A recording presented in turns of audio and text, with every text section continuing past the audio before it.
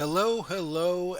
This is Scott Echo with modernmythology.net, and we are here to start off. This is a relaunch to my Ars Magica stream. With the last time one I did made me sound like I was on drugs, which I was not. I think I was just tired, but I was speaking at like half the speed, and y'all could have just like sped it up, but I didn't think it was appropriate to make you do that. So I redid this conversation. What are we talking about? We are talking about Ars Magica Definitive Edition, and I wanted to give you some background. I wanted to talk a little bit about the who, what, why, and how of Ars Magica. And so let's just kick it off. And you'll notice that I talk about this game a lot on the podcast. We've brought it up on a number, including a very particular troop style conversation, which we'll get into later on. But let's talk. So this game has had a storied past.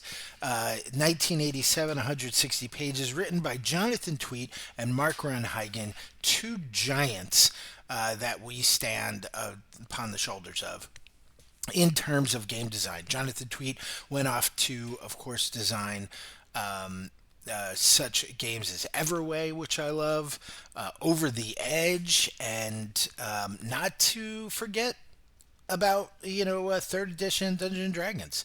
Mark Grunhagen, of course, launched into White Wolf and the World of Darkness, and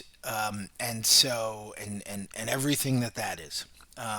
They started this, however, through a small company called Lion Rampart. And Lion Rampart, of course, all gaming companies at this time probably had someone who is still in the business and such, but there are a number of interesting people that actually joined Lion Rampart later on. Lisa Stevens, who comes to start Paizo, Nicole Lindros, who worked at Atlas and White Wolf. It developed stuff not only for Ars Magica but also for Everway and a number of other projects. And then, of course, starts Green Ronin with her husband Chris Promise. I love those guys. And John Nephew, who then goes to start Atlas. This game has a really pretty interesting pedigree. Now, most of the mechanics of this first edition are introduced here, right? Has the same arts, spells, characteristics and abilities, laboratories where you can enchant familiars and devices. You had virtues and flaws, although they were called something different. They were called exceptional abilities. Parma Magica and longevity potions were brought into here. Mages lived in covenants, red caps were messengers, and Kurdaman was a thing, how mages sort of handle disputes. However, this is pretty streamlined. When I say streamlined, I don't mean that. This was like the foundation of sort of how we approach these things today, right? You'll notice that there are no houses here. Red caps actually weren't part of a house. They the code was only sort of hinted at. It wasn't sort of like written down, and and all of these things over time are going to have morphed. But this is its skeleton, right? This is sort of basis everything has been built upon, and I think it's pretty amazing. Dungeon and Dragons is a thing, and we the what we see as first edition Dungeons and Dragons, very, very little can be recognized in the current editions, right? Where here we're seeing that a lot of the core of this book, the spirit of which has been brought over. Yes, in D&D you have the same classes, you have a D20, that kind of deal. But interestingly enough, I think Jonathan Tweet, and we see a lot of Jonathan Tweet's design in third edition, and I think it really changed how Dungeons and Dragons was played, i.e., the OSR, right? In any case, then we have a second edition or a revised edition. This is just really minor changes. They did add the houses and expanded the houses with the Order of Hermes books. It's Lion Rampart didn't do a lot of games, probably about 12, 15 in all. They most everything was based for Ars Magica, a number of scenarios, a number of Covenant books, the Order of Hermes book, and a couple things that there is actually a card game called The Challenge and what's called Whimsy cards. And they were not Ars Magica specific.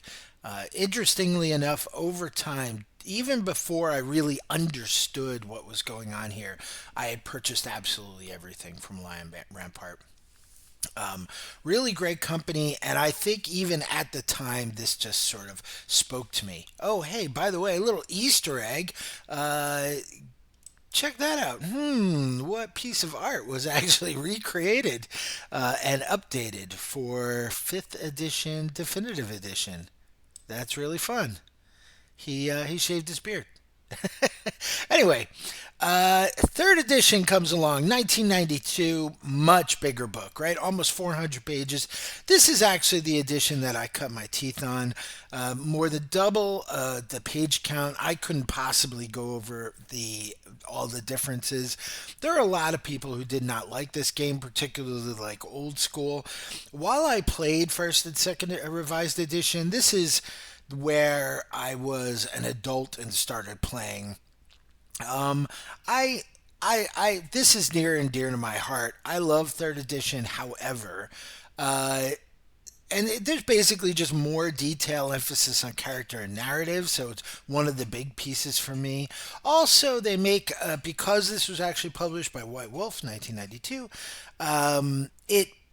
It actually made an effort to tie in the background to the Worlds of Darkness. Now, that's not entirely the way to put that, right? Because really what's going on is that this was created and House Tremere was developed far before White Wolf was ever conceived. And of course, because of Mark Ron Huygens' move, and I guess Jonathan Tweet didn't really move with the new company, and Ars Magica went with White Wolf, then there's some effort to say, hey, I don't know, what the deal was in terms of the writers' room, but you get a sense that Mark Renheigen said, hey, this is my baby too, and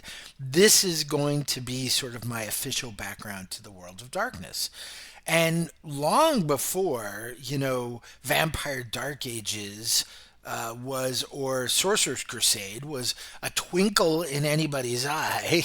This was basically the background to the past, this mythic Europe. It was the past of the World of Darkness. And I mean, for me, it kind of always will be. Now, that's not to say with Definitive Edition, there's enough changes that when I run this game, I like to stick to canon. But in my head canon, this is sort of like this is sort of the alternate universe, right? There was a split in the timeline in Loki speak, and this is that other timeline. By the way, as an interesting point, a lot of people are very critical of this edition. I really loved it, but Mythic Europe is one of probably the best setting books I've ever read. Seriously, I did sell it, but uh, I almost sort of regret it, right? It just enough detail to hang your hat on, full of really great details and story ideas.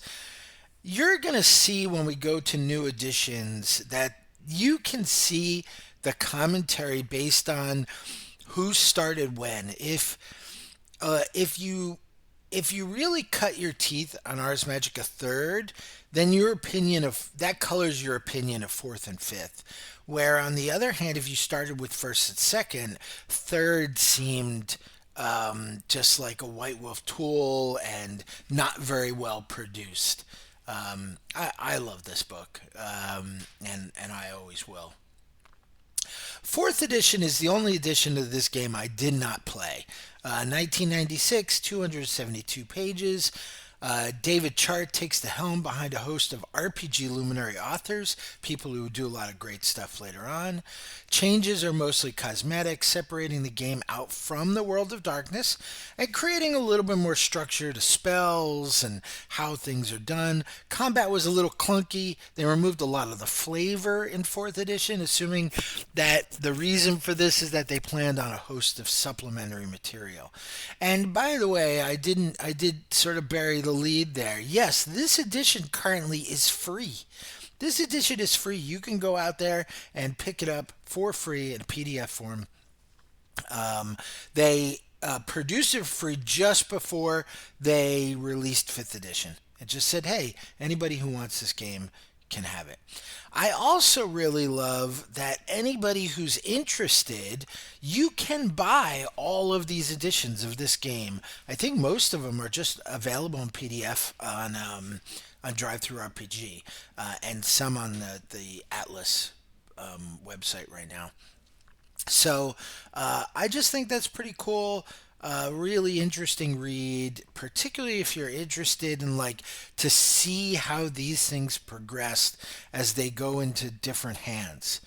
I also want to note that the big differences we're seeing is like these larger companies as yeah, a prevalence of freelancers. We're going to see that the number of authors, the number of people who actually wrote words for these books, continues to increase. Then we come to 5th edition. Now, ultimately, definitive edition, or 5th edition, or Atlas Games 2004, at this stage, what is that? You know, you're almost to 20 years old, and which is pretty significant, I think. 240 pages. Again, David Chart writes, is, you know, at least in charge of the 5th edition. While the package seems the same, there are some idiosyncratic differences, right? This is sort of, this is how I look at this, and we'll talk about this later. This is a new spell with a somewhat new setting, further kind of pulling back from 3rd edition, making certain there's separations. Of course, with between 3rd and 4th, Atlas had to make some deals in terms of like what you can and cannot use. Some of the stuff they said you can't use at all. Other pieces, they pick up a license. For instance, you know, it was called House Tremere. I've always called it House Tremere. Of course, the Latin should be Tremere. So when I talk about World of Darkness, I'm going to say House Tremere. And when I talk about Ars Magica, I'm going to talk about House Tremere. So, just because I have to do that, first off, it's appropriate because I need to get my head around more classical Latin and pronouncing these things. It's Ars Magica and it's Magi, and secondly, because like I have such a headcanon when it comes to World of Darkness. I spent a lot of time in the World of Darkness, so that will really help me sort of separate these ideas out. I like this cover. This cover is interesting because it not only covers the various realms, right, which is really cool, but it also covers the houses, shows you not only the various houses, but the 3 separations of houses, which we're going to get into in later videos. Interestingly, I love the idea of using previous editions of this game as points of twilight, right? Where Magi remembered these things differently. It's like our own Mandela effect. Now, I will mention that while we're talking about Definitive Edition is literally just a revamping of 5th. They took a lot of 5th, most everything in 5th you're going to see in Definitive, only spun out. right? Again, 240 pages. Currently, the Ars Magica Definitive Edition is uh, almost 600 pages. Very, very nearly or no, more than doubled the page count for a definitive edition. The art is better. Everything's explained better. There's lots and lots of examples that we're going to see. And so there you have it. All right. So, what is Ars Magica? So, in its outset, Ars Magica is a game about wizards. Well, in other games, wizards are just like one among many, right? It's just a class or just people who cast spells, right? In Ars Magica, wizard stands head above other characters. Much more powerful, can do a lot more. Everyone else is explained through companions and grogs. And companions are interesting individuals, right? Powerful, sort of in their own right, very competent individuals, big personalities in the setting that owe allegiance for one reason or another to the various covenants and the Order of Hermes. Grogs are the various workhorses of the Covenant. The Covenant, of course, being where all of the Magi hang out. And Grogs are most commonly shield Grogs, which are the ones who protect the Magi, go out into missions, and then the cooks and the tailors and the various people who the hound master and the stable boy and so on and so forth, and never mind various servants and such. So grogs are everybody else and are expendable. I mean, in terms of the game, not in terms of, them being people. They are people. Grogs are people too. I want that into a shirt. But they're made with fewer points. These are the salt of the earth for Ars Magica. Magica. I gotta get rid of that soft G. This is the game that originated troop style play. Now, you're going to say, yeah, but Scott, troop style play, we were playing with followers and all these people back in, older editions of Dungeons and Dragons. While that is true, troop style play to me is not just about playing multiple characters. Rather, it's about a stable of characters that you choose who goes out on what adventures. And that's a really important piece, and why it's going to be a really important piece. It's not a matter of we all play Magi and a couple companions and a couple of grogs and we're all going to go out. That's not what this is about. This is about who of those people go out. Um, every Magi does not go out, and we're going to talk about that later on. Every companion may not be available. Some companions may be doing other things, and generally, what Grogs get played are probably based on, just like companions and Magi, their skill set, but also to which Magi goes, their shield grog. They're often going to have dedicated grogs to them. And that is a really important storytelling piece of this. This is a much more ensemble cast kind of show. Um, and yeah, so and this game is a lovely and loving approach to mysticism and the occult. Again, we're gonna sort of dig a little further into that and what I mean later on. So, this brings us to why. I have a lot to say and a lot I think about Ars Magica. So, this is a neat premise. It's a solid magic system, spontaneous effects. You're going to see a lot of this, come over from Mage the Awakening and its predecessors. And it's all steeped in Latin. This is, there's a lot of like really cool ideas here. And, I'm sure at some point in time, there's a number of people who are like, well, how do we port this over to Dungeons and Dragons? I know people have done that. I know that there are many editions of Dungeons and Dragons that people tried to bring this over into. But I think that that's doing this system sort of a disservice, in my opinion.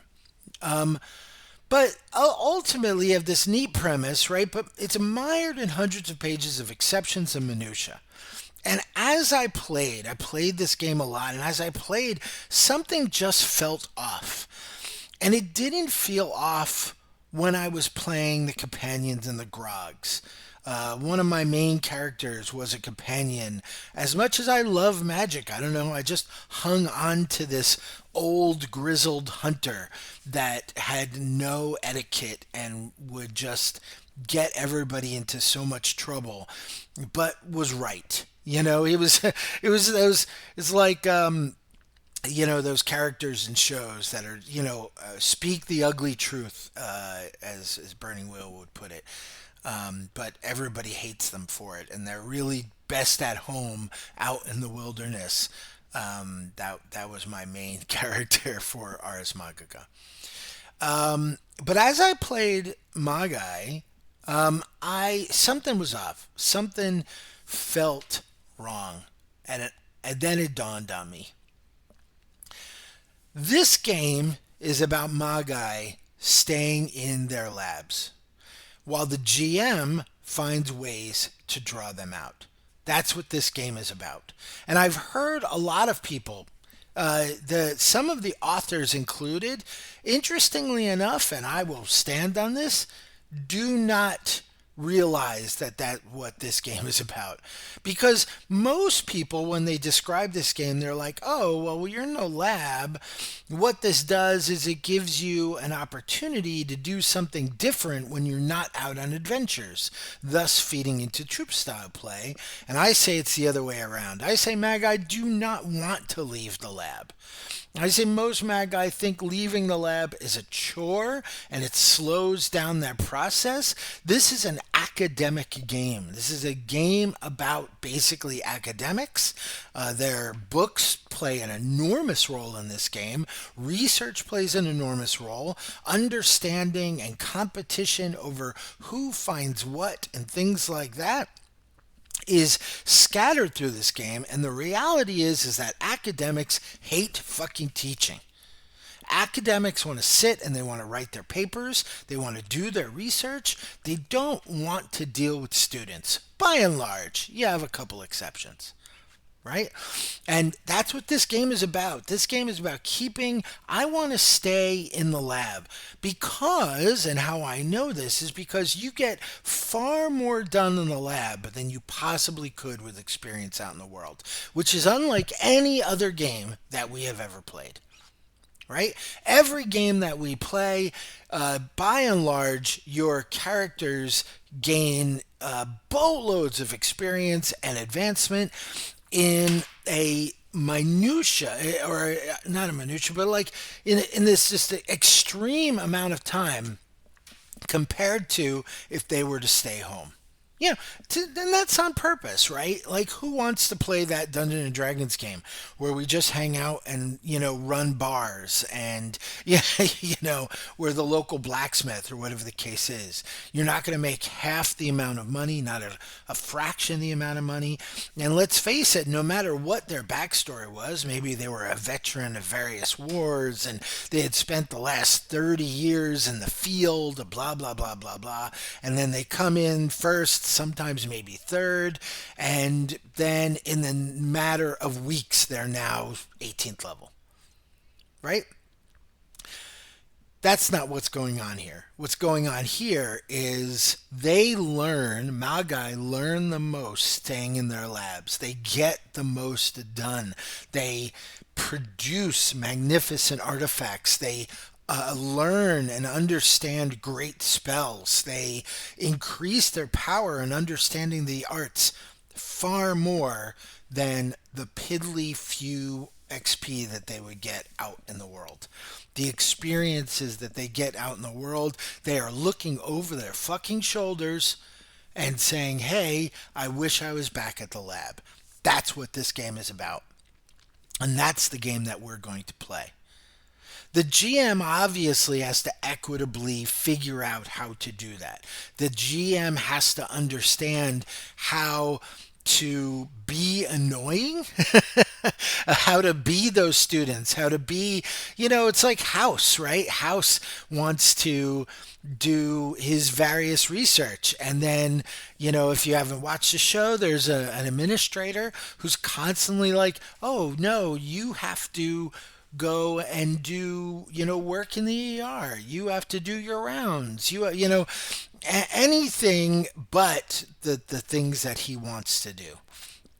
The GM has to find ways to equitably do that. It's developing scenarios, and those scenarios will need certain skill sets, and those certain skill sets would obviously sometimes benefit. For instance, you could have a number of things, a number of scenarios where a Magi might want to go to this particular covenant for their library or for their resources or to create a connection between covenants, and that used to be their home covenant, and therefore they have the connections.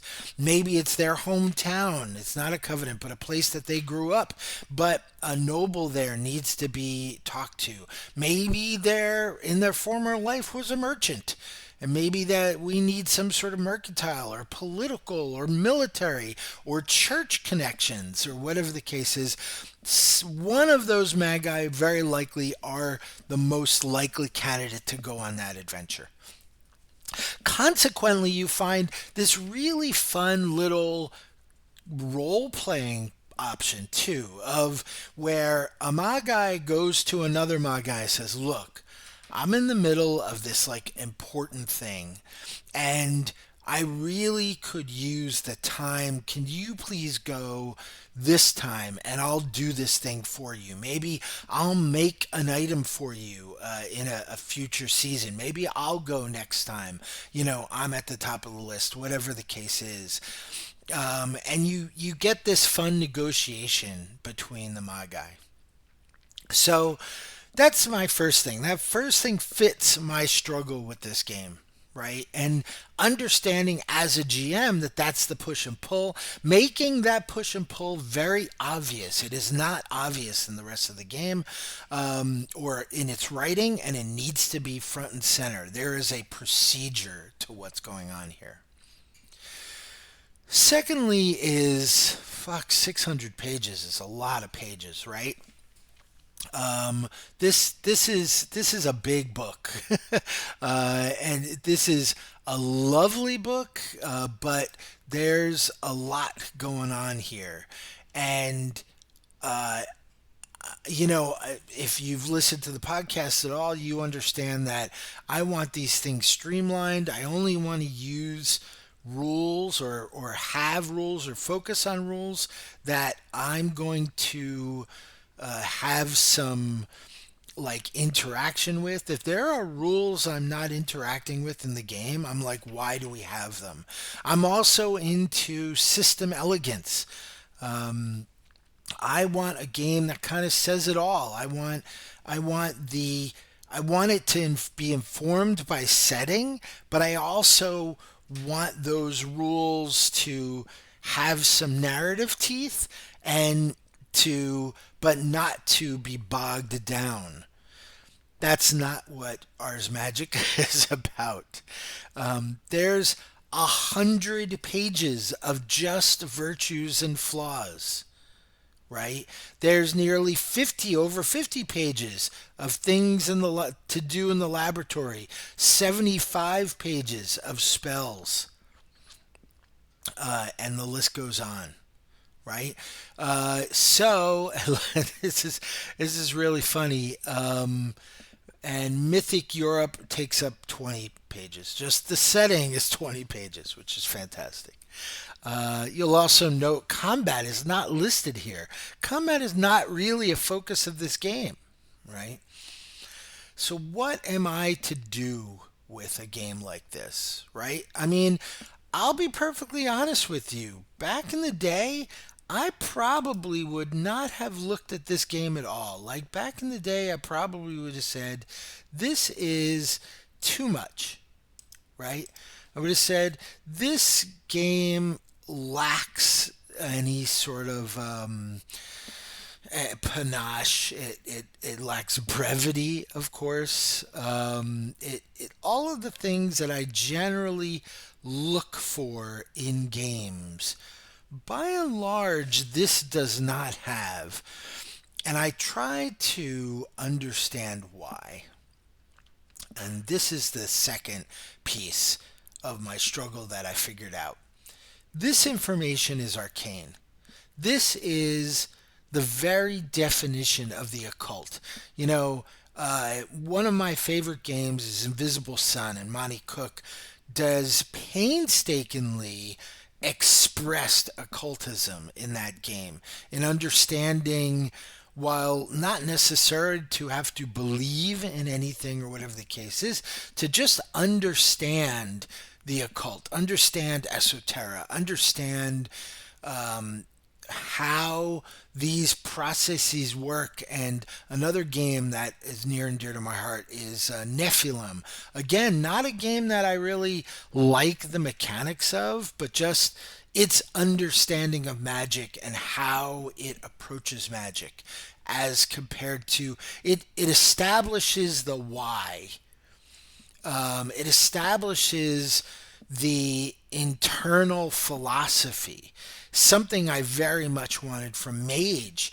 And I love Mage the Awakening, but at some point in time, it just comes down to how many dots do you need to make a fireball. This game is speaks to that. You don't casually play Ars Magica. It consumes you. You use it or it uses you. This book contains the secret language to the setting of Ars Magica. And that was the way I was able to sort of wrap my head around, right? The idea, the same thing internally going on in Invisible Sun, and the idea that the actuality is a spell. And interestingly enough, that verbiage comes from various philosophical ideas, right? Between Plato, Aristotle, and so on and so forth. In fact, the Art and Academy, which we're going to talk about later on, that book really dives into the number of ways you can apply philosophy and philosophical ideas and schools of thought to your Magica game. So, I'm in. I was very hesitant at first, but I have decided that I am going to really dive into this game. I'm going to understand it. I'm going to read as much as possible, and I'm going to share that reading with you in hopes that I better, have a handle on the setting, and I play it true to its roots and its intent. So there we go. Again, thank you for tuning in. Please check out the many other videos. I've done a number already. This is quite honestly going to be a very long series. I try to keep these to between 45 minutes to an hour. Sometimes they get a little long, but Covenants themselves I had to split into 4 videos, and it's I think really exciting, and I'm really glad that you're here to cast a spell with me. Peace out.